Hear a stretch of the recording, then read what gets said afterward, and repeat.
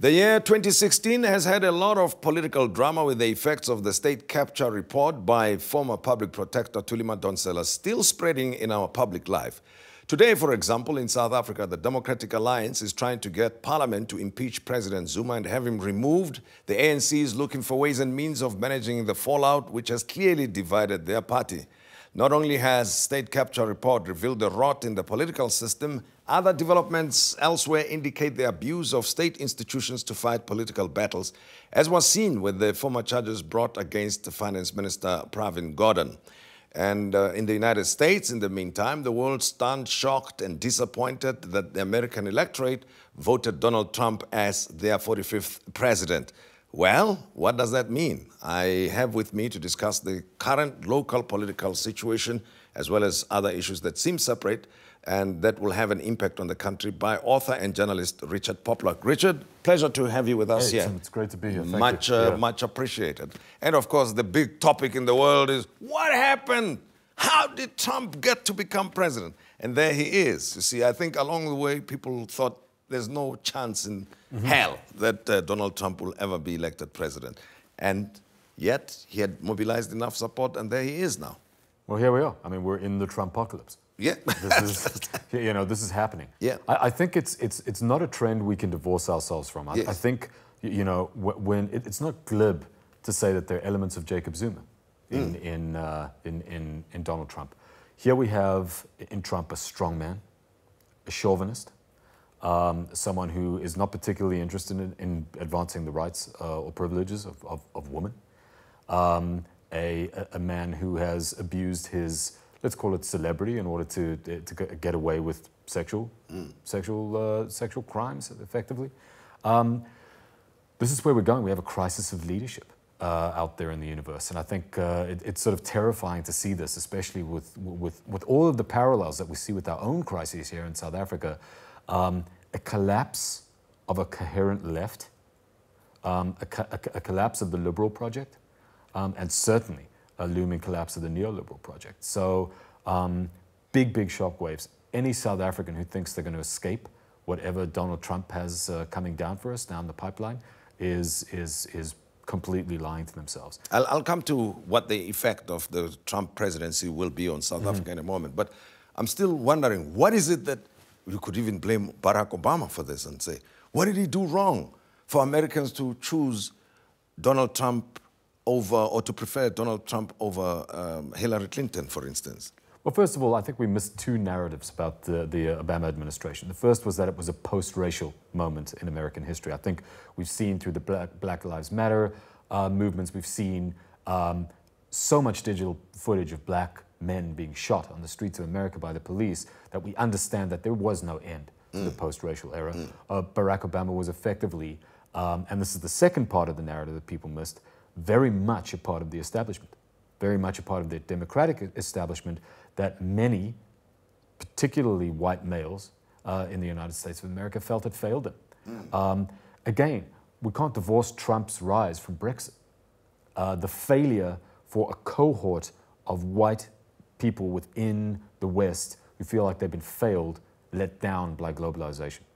Well, but it's there. And the United States itself, its culture is the most globalized of all cultures anyway. And they would argue that the elites benefit from that. And now, there's a different narrative, and it's a narrative that's not often told. And that is that there are hundreds of millions of people in the global South who've been raised up by globalization. It's very often a brutal process.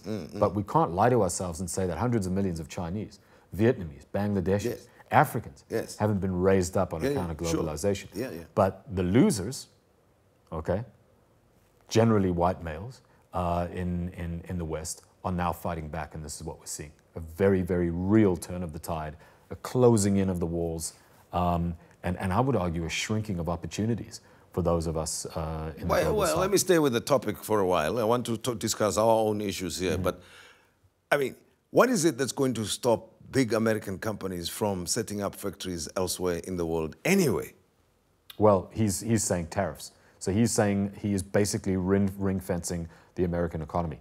For a lot of Africans, AGOA, the American trade agreement that's allowed us Yes. to bring a whole bunch of stuff. You know, we had the issue with the chickens here in South Yes. Africa, but effectively, these trade agreements are important to growing our economies. Yeah, because you can export into those markets and so forth, for instance, Exactly, I suppose. reciprocal engagement. Yeah. Gone.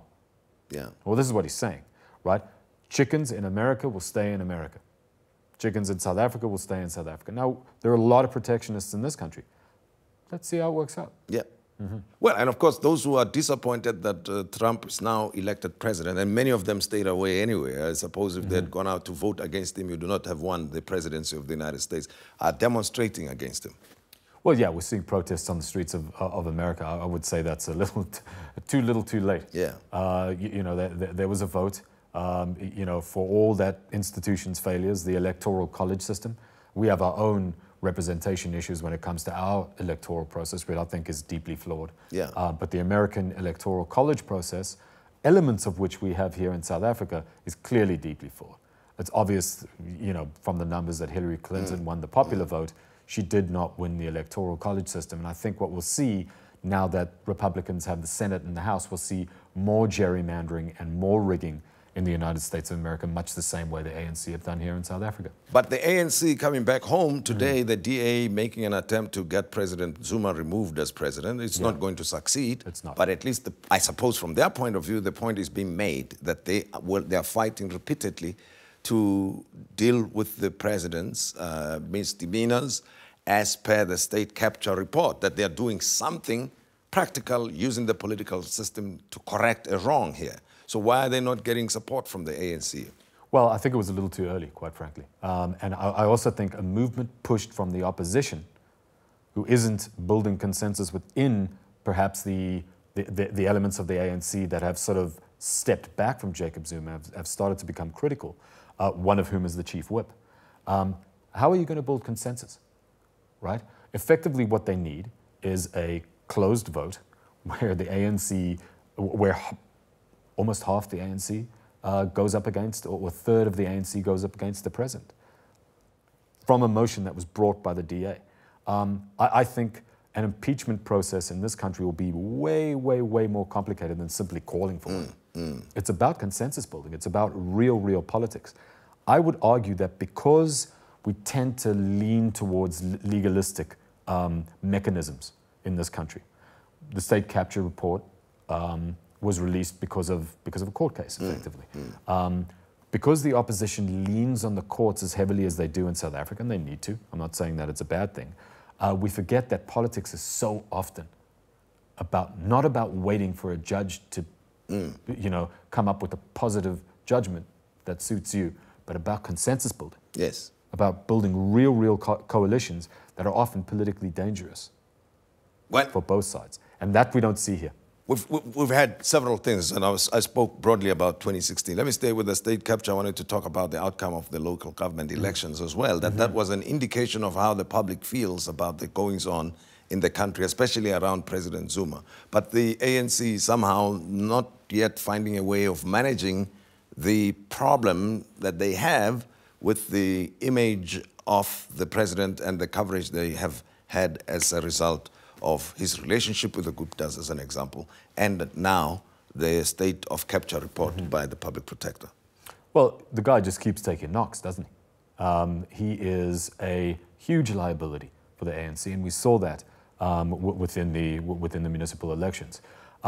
What's so interesting to me about the municipal elections, apart from the fact that so many metros, big metros, were lost to the opposition, is if you start looking at the trend lines. If we look at the trend lines going back 20 years, we can see how precipitously the ANC is falling off. And we can see where we're going in 2019. I mean, it was Bill Clinton who said, watch the trend lines. Yes. You know, and now Bill Clinton, I guess, is thrown out with the garbage. But the truth of the matter is that we can see these trend lines. We know if you go with the numbers of the local government elections, ANC support now is around 54%, around 54%. Of whatever vote for this year.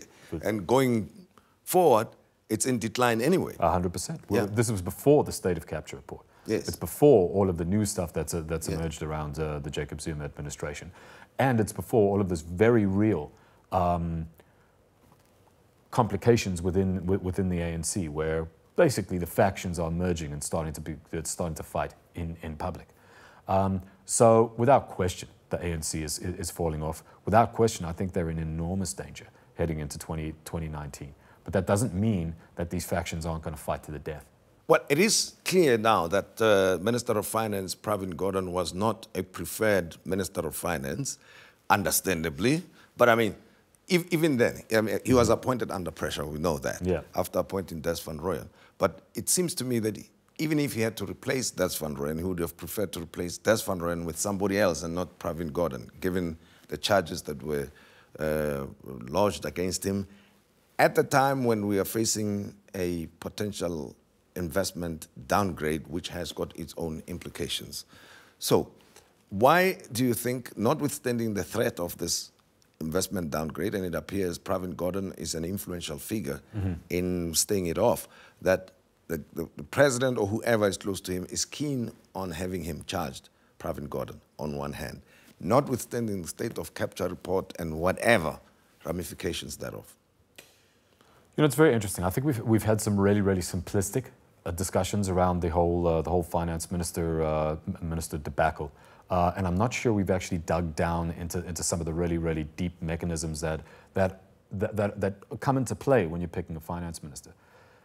In any democracy, a position as important as a finance minister is usually a consensus pick. By which I mean, although the president may have the executive authority to pick any member of his cabinet and shuffle his cabinet at will, the finance minister, we saw this with Tony Blair in Britain, we've seen it in the state, the finance minister is generally a consensus pick. You don't get to pick your buddy, right? That's not how it works, right? Because it's such an important ministry, right? So when Jacob Zuma overplayed his hand, okay, by getting rid of Nhlanhla and placing Des Van Rooyen in the finance ministry role, we headed into what is effectively what I would describe as an endgame crisis, right? He declared his hand. We need the treasury. Why do we need the treasury? Because my faction wants to control every mechanism of the state. We need to do that in order to secure a retirement package which makes me, my family, and my patronage network stable post-2019. So I think we can all agree on the fact that that's what's happened. Any democracy, any neoliberal democracy is captured. It's captured by all sorts of different business interests. Again, what the Guptas have done and what President Zuma's factors have done is merely overplayed their hand several times too often. So now it's all out in the open. It's very clear what's happened. The state of capture report, although I think it's an enormously flawed and enormously rushed document, what it does lay out for us is certain aspects of the Gupta-Zuma familial relationship and how that impacted on certain decisions within the state. Many factors, many dynamics, right? Fees Must Fall also has got an influence on what's going on here. The efforts by the DA, one thing, marches by the EFF, another story. Attempts to prosecute Pravin Gordhan, another story. The report by the public protector, another. Put it all together for me. What's going to happen going forward? We know the ANC is going to have its NEC now in December, but what kind of future are we facing here at this time? We're facing enormously dangerous and enormously contested times leading up to, first of all, the ANC's electoral congress in 2017, but then going forward into 2019. There have been some really interesting dynamics within the opposition. I would argue that the opposition did not win these municipal elections. The ANC lost them. I'm not sure how much real growth has occurred within the DA. There has been some, but I'm not sure how much real growth there has. And I'm almost certain I am certain that within the EFF, there was some real surprise at how little they had grown. And I think Julius Malema is being much more realistic about the ceiling on the EFF and the fact that the ANC is imploding, which presents certain opportunities. Now, right when this latest Fees Must Fall situation broke, we're right in the middle of all the riots and the press were otherwise occupied by being shot at. What Julius Malema said was that he's eventually thinking of going home with the ANC. Not the ANC as it stands right now, but a coalition of the collapsed ANC. Right? Come 2017, I'm rushing you now, Richard, and if you can be very brief, what's going to happen? President still in place, and what else is going to happen? At this point, Tim, the scary thing is that literally anything can happen. Cyril Ramaphosa is almost like a Hillary Clinton. He is an enormously weak candidate, very, very compromised, and certainly not a popular choice. How much actual support out on the ground there is, perhaps in our circles, there are individuals who believe in a Ramaphosa ANC-led government. On the ground, I've never seen anything that suggests that. So we're heading into real contestation. It's going to get real interesting. Richard, much appreciated. Thanks very much. And the conversations continue because it's a very fluid and dynamic situation, as we know. So we'd like to hear your views. Write to us. The address is tonight@modise.tv, and comment if you want to add to this discussion on Twitter @TeamModise.